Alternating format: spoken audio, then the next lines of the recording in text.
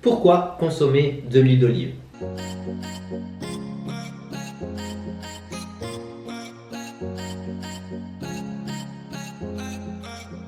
Bonjour à tous, je m'appelle Louis Engels, diététicien nutritionniste et aujourd'hui, vous l'avez compris, on va parler de l'huile d'olive. Une huile assez connue en diététique pour ses vertus santé notamment. L'huile d'olive, elle a une histoire très ancienne. Il faut savoir que sa composition, elle varie très fort par rapport à ses conditions de production. On va recommander plutôt une huile extra vierge, obtenue donc par une pression à froid et si possible biologique. Alors gardez en tête que ce n'est pas un aliment en particulier qui va faire prendre ou perdre du poids, mais c'est vraiment cet équilibre dans l'assiette, cet équilibre alimentaire qu'on doit trouver pour que vous arriviez à votre objectif. On va parler d'huile d'olive parce qu'évidemment elle est intéressante dans le cadre de l'alimentation équilibrée. Sa composition nutritionnelle, c'est comme les autres huiles, 0% de protéines, 0% de glucides, mais 100% de lipides. Gardez en tête que les lipides sont les macronutriments les plus riches en calories, les plus énergétiques, et que peu importe la nature de ces lipides, qu'ils soient bons ou mauvais pour la santé, donc qu'ils soient saturés, monoinsaturés, insaturés, etc., 1 gramme de lipides sera toujours égal à 9 calories.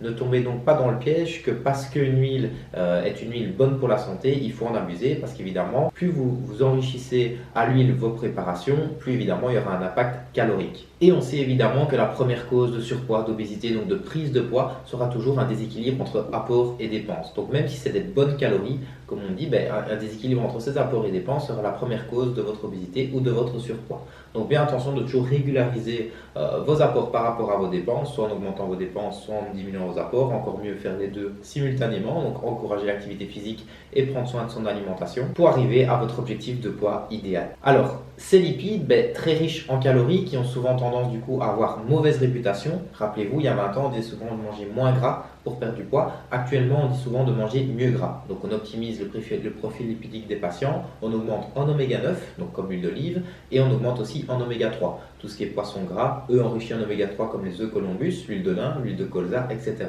Donc cette huile d'olive, elle a du coup cet intérêt nutritionnel par rapport à sa teneur en oméga 9. Ces lipides qui ont mauvaise réputation, ils ont quand même des rôles indispensables pour l'organisme. Ils ont des rôles du coup énergétiques, donc une source d'énergie rapidement mobilisable, 9 calories par gramme de lipides, donc ce qui est énorme comme macronutriment, le plus calorique de tous les macronutriments. Rappelez-vous, 4 calories par gramme de glucides, 4 calories par gramme de protéines et 7 calories par gramme d'alcool. Du coup, les 9 calories des lipides sont légèrement plus élevés. Et comme je le disais, ils ont du coup des rôles indispensables pour l'organisme. En matière alimentaire, évidemment, ils donnent déjà une palatabilité très intéressante pour les aliments. Le gras donne du goût, comme on dit souvent. Mais par rapport à l'organisme, il y a différents rôles. Le rôle énergétique, comme je l'ai dit. Il y a aussi le rôle structurel, donc constituant de la membrane cellulaire, constituant des cellules reproductrices, rôle dans la production hormonale, dans le transport des vitamines liposolubles, etc. et un rôle fonctionnel. Alors, comme je l'ai dit, cette huile d'olive, elle est composée à 100% de lipides et essentiellement en oméga 9 et un petit peu aussi en oméga 6. Les acides gras oméga 9 sont donc des acides gras monoinsaturés, non essentiels pour l'organisme, mais intéressants nutritionnellement parlant. L'huile d'olive a aussi des éléments intéressants dans sa composition, donc des polyphénols surtout, vitamine E, donc antioxydante aussi, et un petit peu de vitamine K, mais c'est essentiellement du coup pour ces polyphénols qu'on va aussi la choisir. Elle a donc un rôle antioxydante, cardioprotectrice, un effet bénéfique pour la sensibilité à l'insuline, un effet bénéfique pour l'hypertension artérielle, un effet bénéfique pour votre taux de cholestérol et elle va aussi réduire tous les risques d'AVC, d'Alzheimer, de cancer du sein, de cancer digestif, etc.